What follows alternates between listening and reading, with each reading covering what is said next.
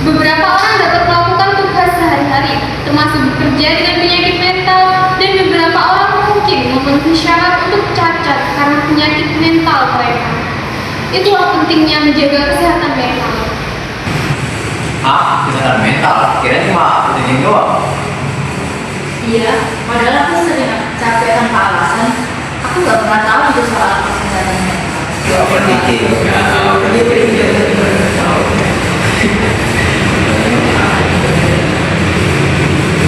Now, prepare yourself to learn and understand with us. Mental health is matters, and it starts with awareness.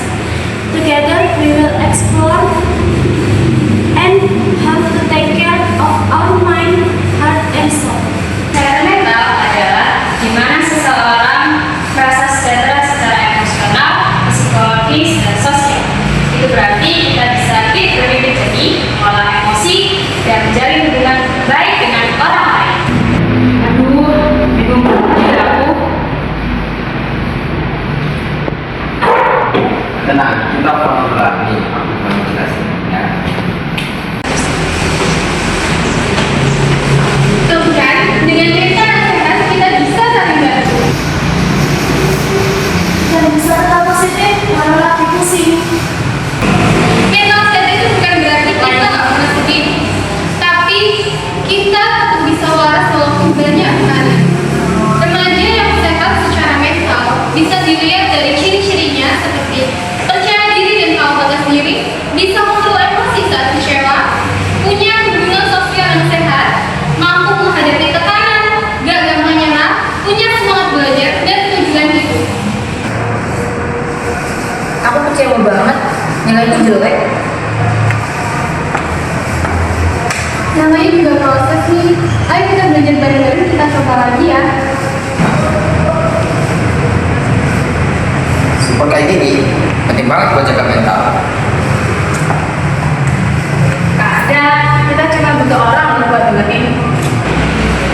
Ada banyak faktor yang mempengaruhi kesehatan mental remaja, di antaranya faktor internal, kepribadian cara berpikir hormon, faktor eksternal, tekanan sekolah, konflik keluarga, pertemanan toksik, media sosial. Kok ini orang-orang di sini kelihatannya sebenarnya banget ya? Kamu gak sendirian, Kim. Semua orang juga pernah ngerasain kayak gitu. Padahal yang kita lihat belum tentu real kita loh. Itu pentingnya buat kita punya filter pikiran yang sehat. Kalau dibiarkan, gangguan mental bisa berdampak serius loh. Awalnya mungkin cuma ngerasa lelah secara emosional, susah tidur, atau sering merasa sedih tanpa alasan.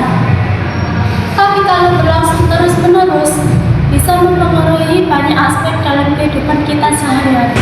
Contohnya, akademik terganggu, sulit fokus, motivasi turun, dan nilai jeblok.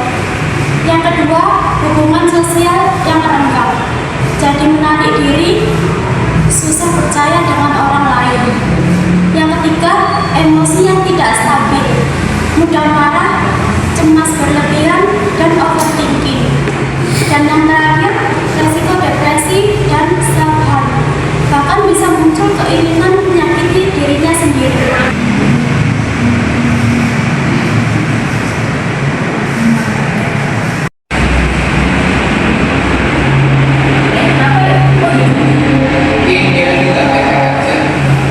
Kadang orang yang paling diam itu justru yang paling butuh ditemani. Kadang juga nggak ditanya kenapa aja, tapi juga perlu dipahami. Kesehatan mental itu bisa dijaga kok. Nih beberapa cara yang bisa kita lakukan. Yang pertama, jaga pola hidup sehat, tidur cukup, makan bergizi. Yang kedua, curhat ke orang yang dipercaya atau konselor. Yang ketiga, batasi main media sosial, jangan bandingin hidupmu. Yang keempat, lakukan kegiatan yang kamu suka. Kelima, kelola stres lewat journaling atau meditasi.